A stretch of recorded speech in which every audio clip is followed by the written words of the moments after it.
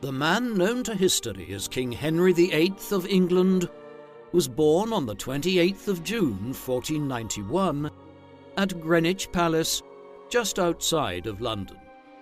His father was King Henry VII, the first monarch of the House of Tudor, King of England and Lord of Ireland. He reigned from 1485, when he seized the throne of England at the end of the Wars of the Roses, to his death in 1509, when he was succeeded by his second son and namesake Henry. Henry VIII's mother was Elizabeth of York, the daughter of King Edward IV, who had ruled England for most of the period between 1461 and 1483. As a Yorkist princess, her marriage to Henry VII allowed reconciliation and healing between the two great houses of York and Lancaster after years of civil war. She bore her husband 7 children. Before Henry was born, a boy and a girl named Arthur and Margaret had appeared in 1486 and 1489. 3 daughters and another son would follow after Henry, though of these only Mary, born in 1496, would live long. Elizabeth, Edmund and Catherine all died in infancy or their early childhood years. As the second son of his parents, Henry was never expected to be king. Instead, that duty would fall to his older brother Arthur, the Prince of Wales.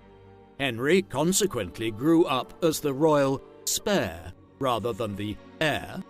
He had several tutors at the palace at Eltham, where he was raised, who taught him grammar, rhetoric, history, philosophy, logic, arithmetic, and languages, including French, Spanish, Italian, Latin, and Greek.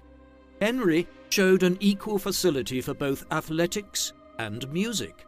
He was said to have composed music of his own at various times throughout his life, and although it is difficult to remember when considering the obese individual with a debilitating leg ulcer which he became in later life, as a young man, he was an athletic individual. The poet John Skelton educated Henry in his moral duties, while he also developed a fairly pious Roman Catholicism. His mother, Elizabeth, taught him to write from an early age, something evinced by the similarities in their handwriting styles. By the time he learned to write, he already held several major titles, including those of Duke of York, Lord Lieutenant of Ireland, Earl Marshal of England, and Warden of the Scottish Marches. He might not have been the heir, but Henry VII certainly honoured his younger son with many titles. This video is sponsored by Manscaped.com, the global men's lifestyle brand that is revolutionizing the landscape of men's grooming. When you've got the confidence of more than 10 million men worldwide, it's pretty clear that Manscaped has mastered the art of producing superior men's grooming and hygiene tools to look after your family jewels. Manscaped provides unmatched quality and value with their latest grooming and hygiene bundle, the Performance Package 5.0 Ultra, featuring the Lawnmower 5.0 Ultra electric trimmer with dual skin-safe blade heads. First, the upgraded trimmer blade cuts through hair with ease. Then there's the foil blade, designed to leave you with a finish that's irresistibly sleek and utterly bare. With the Performance Package 5.0 Ultra Kit, the Weed Whacker 2.0 ear and nose hair trimmer is included, meaning you can say goodbye to bothersome nose hairs. And the Crop Soother and Crop Preserver provides essential moisture and soothing relief for ultimate comfort after shave. Plus, when you purchase the Performance Package 5.0 Ultra, you'll receive 2 free gifts. Join the 10 million men worldwide who've put their confidence in Manscaped for all things grooming and hygiene. Head over to manscaped.com and use my promo code manscaped.com/profiles and you'll get 20% off and free international shipping and 2 free gifts. Trust me when I say this, fellas, your nether regions will thank you.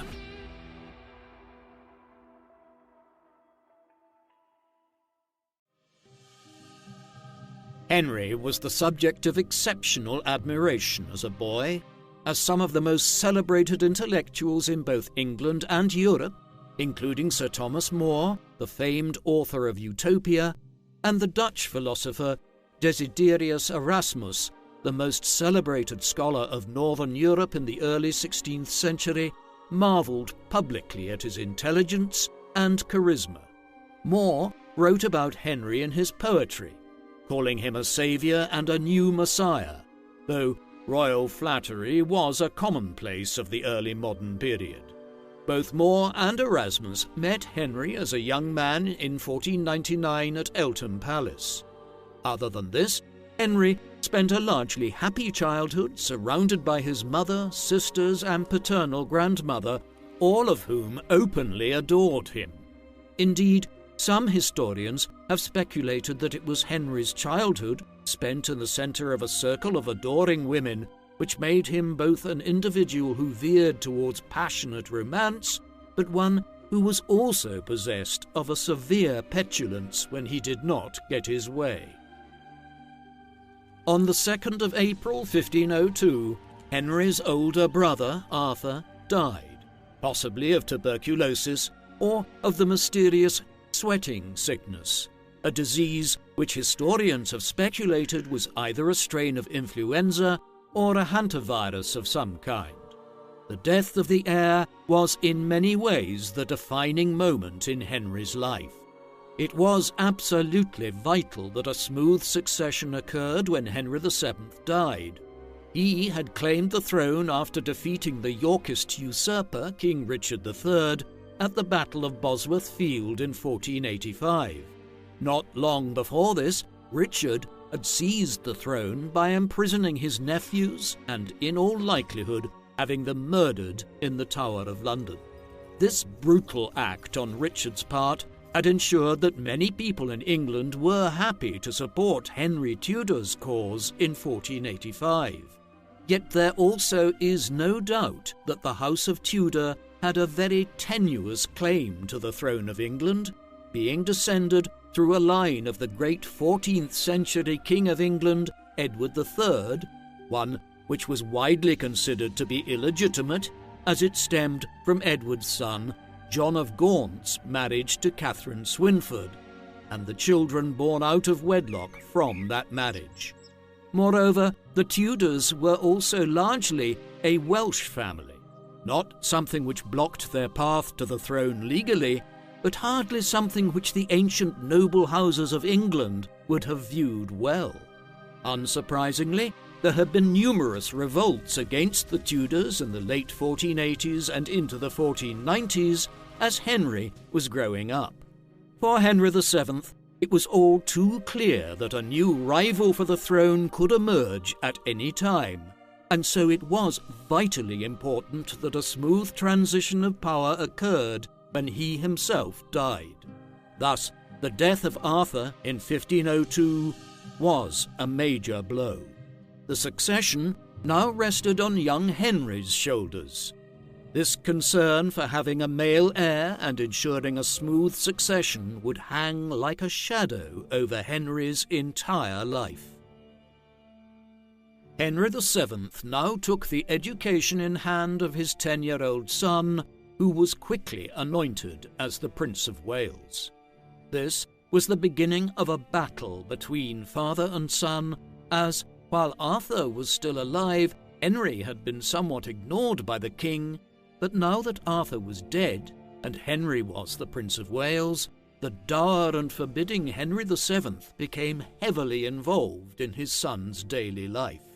This soon resulted in many a tussle of wills between the two, chief amongst which was a disagreement over Henry's passion for jousting and other martial sports, things which Henry VII understandably prohibited him from engaging in now that they could endanger the life of the future king.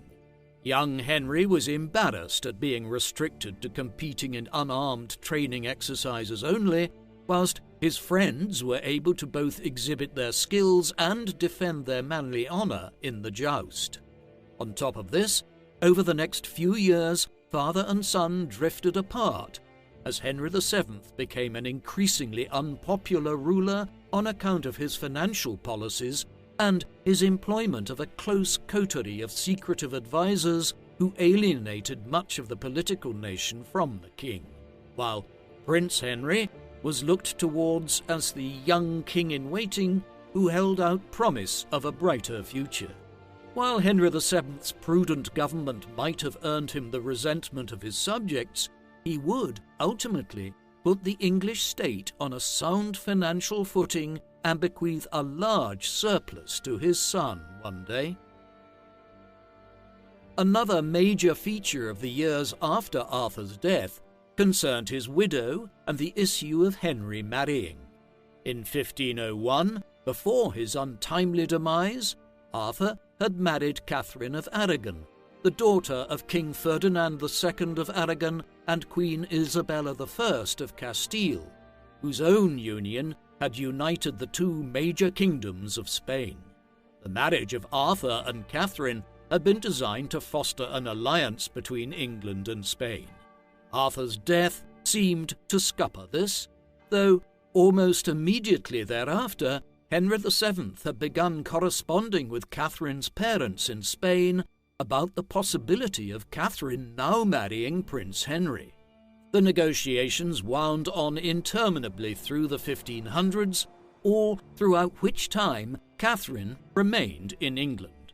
The issues around it concerned Catherine's dowry or marriage portion that would be paid to the English crown by her parents, and also whether or not Catherine and Arthur had consummated their marriage. If they had, Henry could not marry Catherine according to canon law. The deliberations about the proposed marriage were still ongoing 7 years later, when Henry VII died on the 21st of April, 1509. When his father died, the Prince of Wales was immediately proclaimed as King Henry VIII of England. An atmosphere of hope and joy prevailed amongst the nobles, courtiers, gentry and commoners alike throughout England, and many predicted the beginning of a golden age for England as the tall, athletic and handsome Henry, with his intelligence, charm and humour, ascended the throne at 17 years of age. He would soon be married. Only 3 weeks after his father's death, on the 11th of June 1509, Henry married Catherine in a brief private ceremony at the Church of the Observant Friars just outside of Greenwich Palace. She was 6 years older than Henry, and there were lingering issues about the validity of the marriage in canon law, but a papal dispensation was granted to allow it to proceed. Despite how contentious it would become in later years, Henry and Catherine's marriage was a happy one initially. He truly respected her, probably more so than any of his other wives. For her part, Catherine was a devoted wife, even long after Henry had ceased wanting her to be. 2 weeks after the royal wedding on the 24th of June 1509, Henry and Catherine were crowned King and Queen of England in Westminster Abbey. The procession route from the Palace of Westminster to the Abbey was decorated with cloth of gold and exquisite tapestries, and both Henry and Catherine were resplendent. Henry in a jewel-decorated cloth of gold coat with a red velvet ermine-trimmed robe, and Catherine dressed in a rich mantle of cloth of tissue with a silk circlet of golden pearl on her head, her long auburn hair unbound. The Archbishop of Canterbury, William Warham, anointed the royal couple with holy oil and crowned them both to cries of "Vivat, Vivat Rex," or "Long live the King." It was the last time that a joint coronation of a king and queen would take place in England for nearly 2 centuries, with most of the 6 monarchs that followed being unmarried at the time of their coronation. After the initial ceremony, 2 days of feasting and armed tournaments followed, including the jousting tourneys which Henry's father had so disapproved of. The first years of Henry's reign were good ones. The court was purposefully modelled after those of the warrior kings of the medieval period, and Henry and his courtiers enjoyed both watching and participating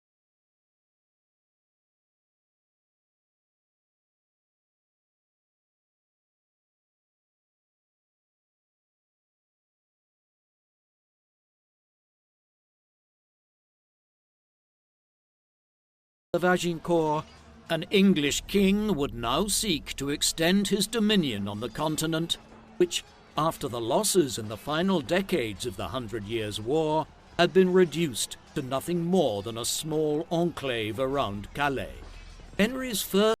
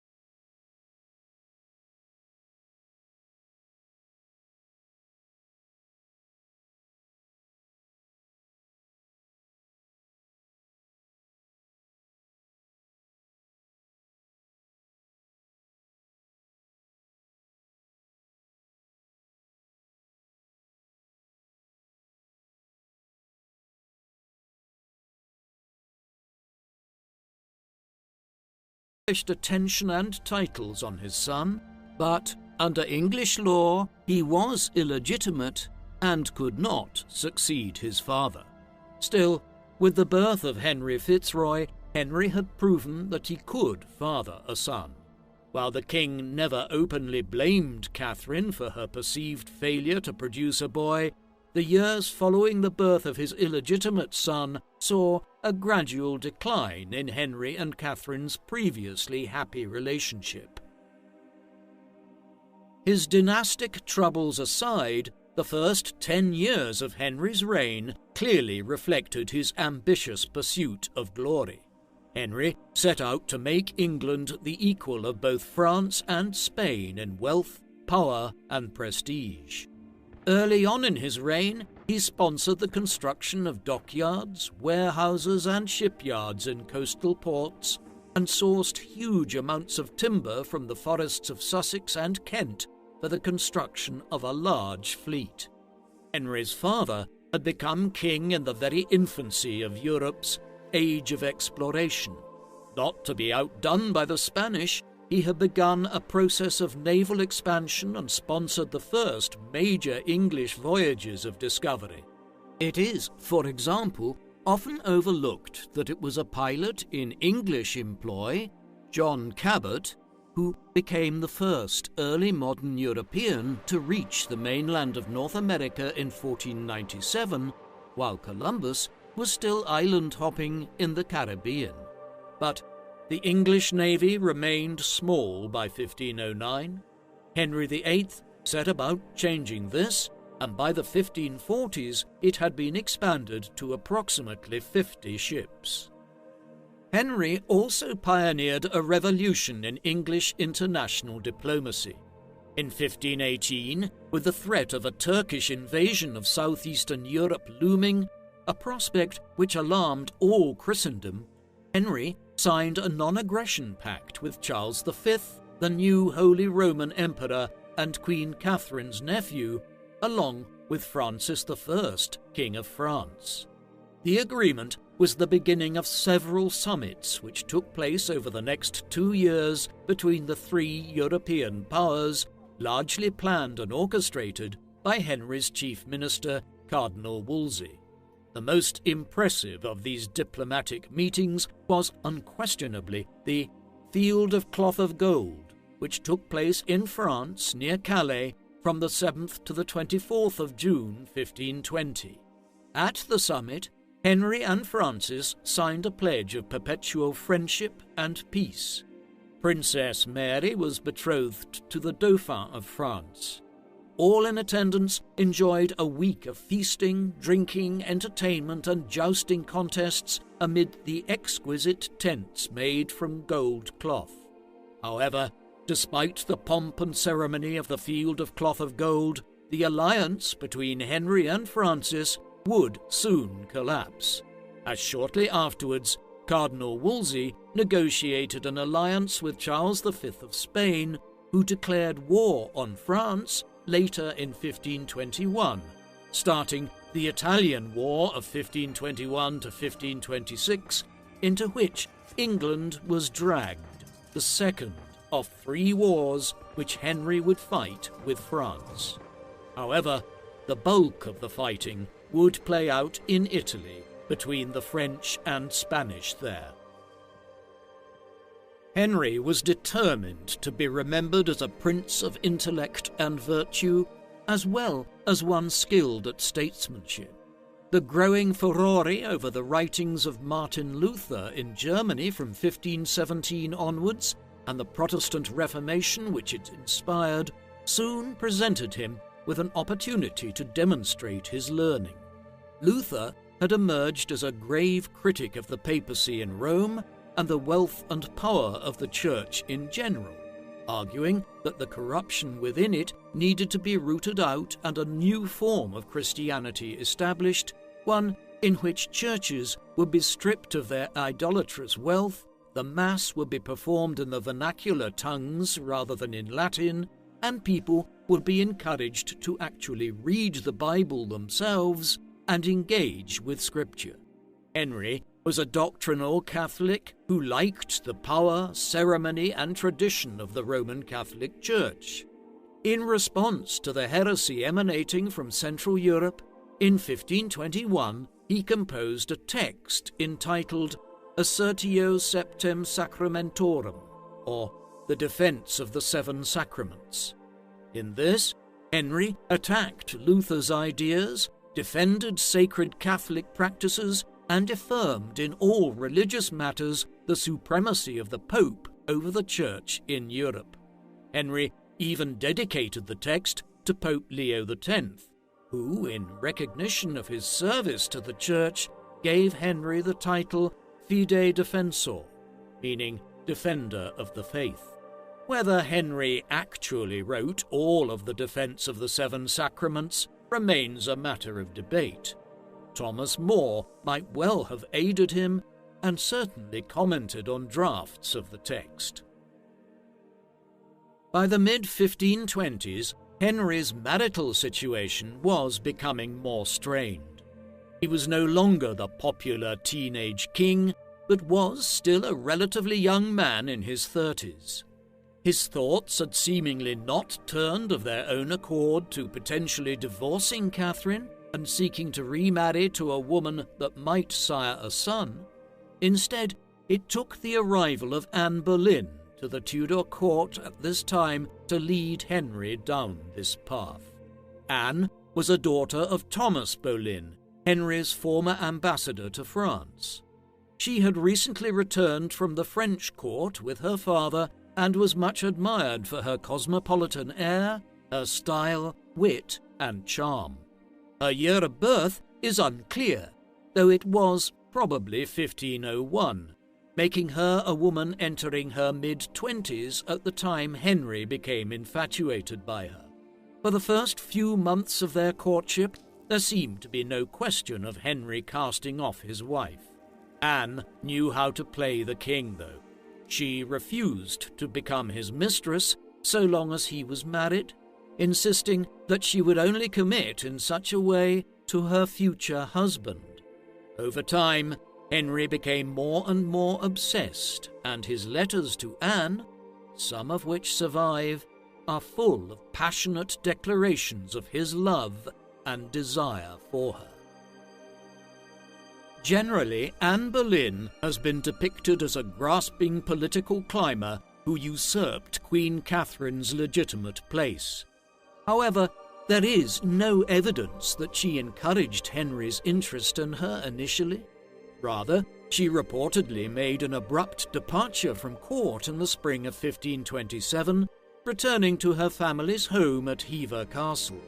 While some might accuse her of playing a skillful game of manipulation, it seems unlikely that a young woman like Anne, from a respectable but hardly powerful family, could have imagined that she would become anything more than Henry's temporary mistress. There is almost certainly no possibility that she imagined herself as queen one day when Henry started courting her. Moreover, a liaison with the king would possibly compromise her own future marriage prospects. Nevertheless, after her abrupt departure from court, Henry continued writing to Anne and sending her gifts. In time, Anne began to respond to Henry with feelings of her own, and the two carried on their relationship quite publicly at court after she made her return there. There is no way to know exactly for how long Anne refused Henry's sexual advances. However, the fact that Anne did not become pregnant throughout the nearly 7 years of their courtship suggests she stayed chaste. While Henry and Anne were intimate with one another in other ways, the likelihood is that they did not sleep together prior to 1532. In 1527, a year or so after he began courting Anne, Henry decided to seek a divorce from Catherine so he could marry Boleyn. He and his counsellors soon latched onto a potentially legitimate reason for seeking an annulment of his near 2 decades-old marriage. When Henry had first married Catherine, he had done so over objections that she had previously been married to his deceased brother Arthur, and that their brief marriage had possibly been consummated. This would have been in breach of canon law, as Leviticus 20:21 reads, quote, "If any man should take his brother's wife, it is an unclean thing. They will be childless." In order to sidestep this issue, it had been argued back in the 1500s that Catherine and Arthur had never actually been together as man and wife, thus allowing Henry to marry Catherine. Now, 18 years after they were first married, Henry very conveniently started to have a fit of conscience. It was soon being argued in England that the marriage in 1509 had been a breach of natural religious law after all. On these grounds, Henry began petitioning Pope Clement VII in Rome for an annulment to his first marriage, whereby he could then marry Anne. The king would spend more than half a decade pursuing what became known at court and in English political circles as his Great Matter. He would change English political and religious history in the process. The process began with a direct appeal to Pope Clement VII. It was not unknown for popes to grant annulments to marriages on rather dubious legal grounds, where the marriage was one which had not resulted in a male heir. This could avoid disruptive succession disputes and wars. However, there was no possibility of Clement doing so in this case. Right around the time he began petitioning Clement in 1527, the Spanish and imperial armies of Emperor Charles V, Catherine of Aragon's nephew, had sacked and occupied the city of Rome. With the Pope a virtual prisoner of Charles, there was no way he could agree to annul the marriage. Henry then turned to Cardinal Wolsey, who had never failed him and who owed literally all he had to the king. Wolsey was not born to the nobility. The son of a butcher from Ipswich, he was originally an obscure chaplain until, under Henry's patronage, he was made a bishop, then archbishop, and finally a cardinal and papal legate in England. To Wolsey would fall the task in the late 1520s of resolving the king's great matter.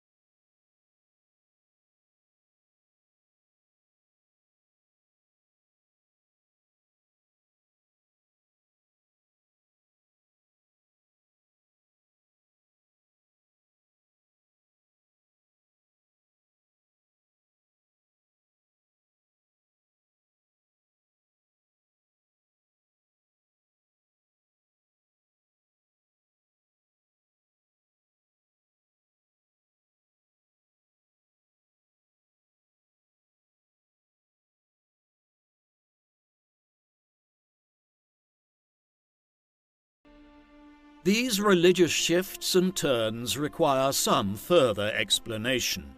Here, in 1539 and 1540, there seemed to be a tilt back to Catholicism. The reason for this was that Henry was never a Protestant. A doctrinal Catholic, he had allowed some Protestant reformers to acquire positions of authority within the English Church in the early 1530s, as they had facilitated his divorce. Then he had allowed them to continue introducing a moderate form of Lutheranism in the mid-1530s as they enriched him through their proposal to dissolve the country's religious houses. But by the end of the decade, as the Protestant faction had nothing left to offer him, he reacted against the earlier reforms and essentially reimposed Catholicism, albeit while maintaining the split from Rome and his own supremacy over the Church of England. This final shift in 1539 and 1540 would be the last major one of the Henrician Reformation. Henceforth, the Church remained doctrinally Catholic down to the end of the reign, and a more thoroughgoing Protestant Reformation would have to wait until the next reign.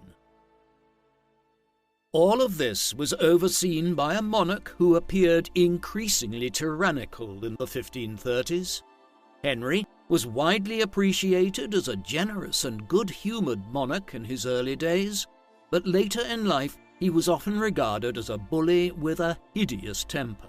There is a fairly concrete explanation for this change of temperament, which is that Henry was in almost constant pain with an ongoing disability. On the 24th of January 1536, 2 days before Anne Boleyn miscarried her last child and 5 months before her execution, the still vigorous 45-year-old Henry suffered a terrible accident in the jousting lists when he fell from his horse. The heavily armoured horse then fell on Henry, nearly crushing his leg, and he was unconscious for several hours. When he awoke, he would find that his life had changed forever. His accident had opened an older wound on his leg, which over time became ever more ulcerated. Part of the problem was that 16th century physicians believed that wounds should be left open to allow the pus to continue draining from them, the build-up of which, according to the humoral theory of medicine that prevailed at the time, could cause illness. Many of the treatments Henry was subjected to over the remaining 10 years of his life probably did more harm than good, causing increasing infections and inflammation. In an age before effective pain relief, his health issues led to a more dour, obese, and ill-tempered monarch, with the king drinking more to dull the pain in his leg and also gaining a dramatic amount of weight. It is speculated he weighed well over 300 pounds later in his life and had to be carried around court in a reinforced litter. Henry's marriage to Jane Seymour later that same year and her pregnancy 7 months later likely brightened Henry's hopes for the future. Henry and Jane had only been married about 15 months when she gave birth to Prince Edward. This seemingly set the seal on all of Henry's long-held ambitions for a male heir, but, tragically, Jane would only live for another 2 weeks, dying of puerperal fever after Edward's birth. While overjoyed at the birth of a son, Henry was crushed by Jane's death. Whether it was because she had given him the male heir that he had so long desired, or because they had not been married long enough for Henry's love to fade, the king went into deepest mourning and seclusion. He would not marry again for more than 2 years. However, both Henry and his courtiers understood that just one son was not enough to guarantee the security of the throne. After all, Henry had himself become king as his older brother had died prematurely. Thus, people soon began urging him to remarry again and produce a spare heir. Henry's fourth wife was Anne of Cleves, a German princess and sister to the Duke of Cleves. Marriage negotiations were entered into as part of efforts to end England's international isolation by negotiating an alliance with the Schmalkaldic League, an association of small Lutheran principalities in Germany. Henry commissioned the great Tudor court painter Hans Holbein to go to Germany and paint Anne's portrait. When he received Holbein's depiction of her, Henry admired Anne's beauty and poise, but when she arrived in person to England, Henry expressed intense disappointment, screaming abuse at Thomas Cromwell and exclaiming, "I like her not." Yet, because he had already alienated predominantly Catholic Europe, Henry did not wish to offend his new German allies, and so he duly married Anne of Cleves on the 6th of January 1540. But as the Catholic reaction against the Protestant reforms continued in the weeks that followed, Henry immediately began to seek avenues to have the marriage annulled. "She has evil smells about her," Henry insisted after the wedding night, seemingly ignoring his own stench from his ulcerated leg. He also claimed that the, quote, "looseness of her breasts and other tokens" indicated that she was not a virgin. Within 6 months, Henry had his marriage to Anne annulled on the grounds of her supposedly binding pre-contract to marry the son of the Duke of Lorraine. Anne fared better than most of Henry's wives. She accepted the annulment with grace, and Henry gifted her an estate and an annual income. She would live the remainder of her life in England. Henry then imprisoned his Lord Privy Seal, Thomas Cromwell, in the Tower for his mishandling of the king's marriage. Cromwell was beheaded on the 28th of July, 1540. On the same day, Henry married the niece of the Duke of Norfolk, 17-year-old Catherine Howard. Like Anne Boleyn, Catherine Howard has been depicted poorly. Her behaviour does, however, tell us much about the marriage to the king.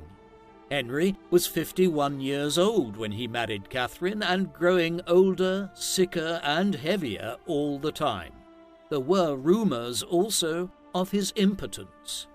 Some historians have speculated that such sexual problems might have formed the basis of Henry's failure to consummate his marriage to Anne of Cleves as well. Under these circumstances, it is hardly surprising that the teenaged Catherine found her new role as queen tedious, unrewarding, even lonely.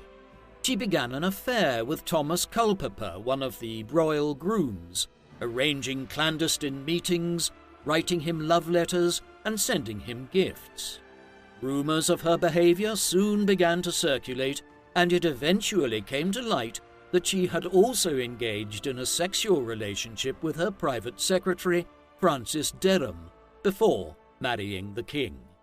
Catherine would pay the ultimate price for the mistakes of her tragically short life, as she was beheaded on the 13th of February 1542 at the age of 19, the day after the executions of both Culpeper and Derham.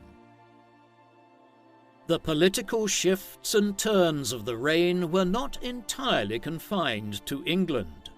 Henry, for instance, incorporated Wales more fully into the English state through legislation passed in the 1530s and early 1540s. More substantial still were developments in Ireland. The English lordship had first emerged here owing to a partial conquest of the island in the 12th and 13th centuries. But the civil wars of the 15th century had weakened English rule. Though Henry had contemplated leading an army to Ireland at various points in the 1510s and 1520s, he never did so, ultimately considering any money spent in Ireland to be wasted. He had no choice, though, but to act when the son of the Earl of Kildare revolted in 1534. In the aftermath of this, a coterie of officials in Dublin convinced the government that a more interventionist programme of gradual conquest of the independent Irish lordships was desirable to reaffirm English power in Ireland. Hence, in 1541, Henry became the first English King of Ireland when an Act for the kingly title was passed through the Irish Parliament. All his predecessors had held the inferior title of Lord of Ireland. This ensured a commitment to expanding English rule on the island, and a major programme of conquest and colonisation would be entered into from 1546 onwards, with huge consequences for the course of Irish history. On the 12th of July 1543, Henry married his sixth and final wife, Catherine Parr. She was attractive, twice widowed, educated and highly intelligent. The 31-year-old Catherine seemed a good match for Henry. She was a mature, sensible woman who made a marked effort to be a mother to Henry's 3 children and encouraged a much closer family environment. It was at this time that Henry decided to reinstate his daughters, Mary and Elizabeth, whom he had previously declared to be illegitimate, to the line of succession after his son Edward. Henry and Catherine seemed to enjoy both a cooperative and companionable marriage, and when Henry launched yet another invasion of France in 1544, he made Catherine regent in his absence, a clear endorsement of his trust in her. While they were a seemingly good match, they did clash over religious matters. Catherine Parr was a committed Protestant reformer. She published no less than 3 books, all of which testified to her religious convictions. Her second book, Prayers and Meditations, published in 1545, was the first book published by an English queen in her own name. Her writings did not endear her to the more conservative religious elements at court, many of whose prejudices Henry himself shared. Catherine did not publish her third book, The Lamentation of a Sinner, until after Henry's death. The final major act of Henry's reign was his new war with France.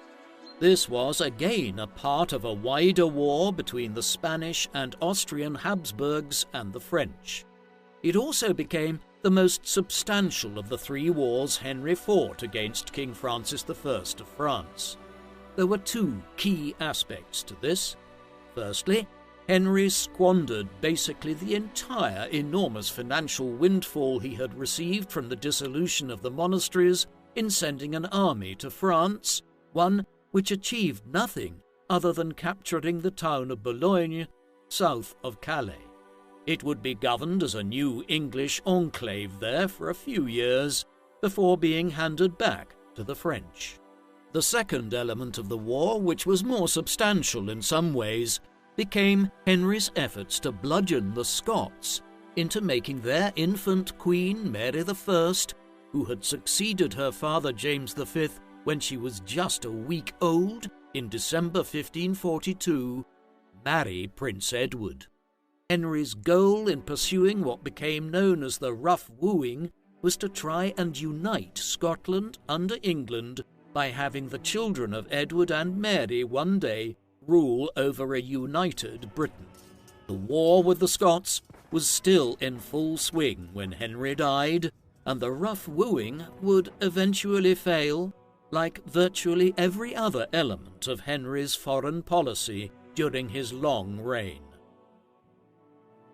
By late 1546, Henry had become increasingly ill, and after making a few final adjustments to his will, he withdrew from public view into seclusion at Whitehall Palace. His condition deteriorated steadily over the month of January 1547, yet Henry's physicians feared to inform him of their strong suspicion that he was dying. On the evening of the 27th of January 1547, Archbishop Thomas Cranmer was summoned to hear Henry's last confession. By the time Cranmer arrived, he found that the king's condition was such that he was unable to speak. Cranmer comforted the king by asking if he trusted in God. In reply, the king squeezed Cranmer's hand. Henry died in the early hours of the morning of the 28th of January 1547 at 55 years of age. It was, in many ways, a fitting end to his life and the strange religious changes that occurred during his reign, the Catholic monarch being given the last rites by a Protestant archbishop. With the king's passing, his son by Jane Seymour became King Edward VI. Clearly, as a 9-year-old, he would be unable to rule in his own right for several years. In the interim, his government would be dominated first by his uncle Edward Seymour, Duke of Somerset, as regent until early 1550, and then by John Dudley, Duke of Northumberland, thereafter.